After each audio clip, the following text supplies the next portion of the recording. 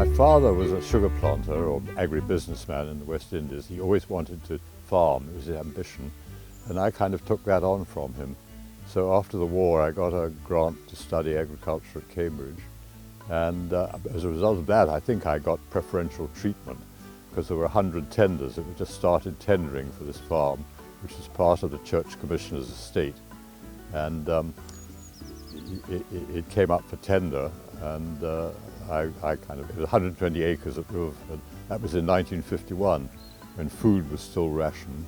Anyway, I took on the farm, and it was in a pretty derelict state because the tenant had been an invalid, and everything was overgrown. The fields were all much the same as they had been 100 years before, because I had a map. And of course I started with dairying, because that seemed to be the suitable thing for the district and the topography of the land. But also as a result of my degree, I got taken on by ICI as a sort of model in a scheme to demonstrate the tremendous productivity and profitability of using heavy nitrogen fertilizer. So being an innocent enthusiast, I rather went overboard on this and probably used more than most people, most experienced farmers would have done. And actually I wouldn't mind betting that all the chemicals I was using in those days that were said to be absolutely safe have now been banned. And we're on the new lot, you know, they're absolutely safe.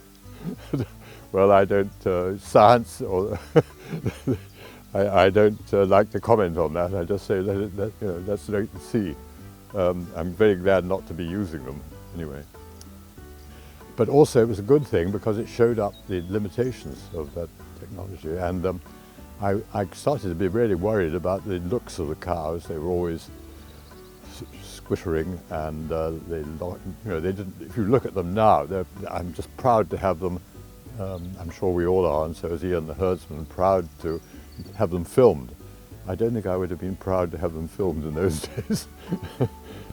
And this is all tied up with the depletion of the soil. You know, heavy chemical usage all over the world has been depleting soils of the micronutrients, and that reflects in human health. You know, we are now depleted, I think, and that's a lot of the problems of human health.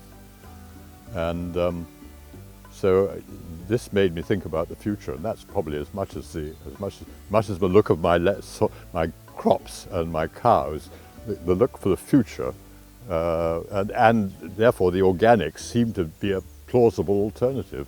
So that made me look at them very carefully, and gradually we adopted. Whereas I think my soil, my kind of yields and the health of the soil was decreasing at about 1 to 2% a year in those days. I think now I'm happy to see that it's improving. You know, the productivity of the soil is improving by about 1 to 2% a year. Well, that sounds trivial, but my God, it adds up over 20 years or so. So whereas when we started organics, we looked a bit of a sort of messy business, you know, and enough, I'm sure neighbours criticised us. Now it's the other people that look plain, particularly when adverse conditions, you know, when there's a bit of drought or something like that. The organic land stands up much better. Yeah.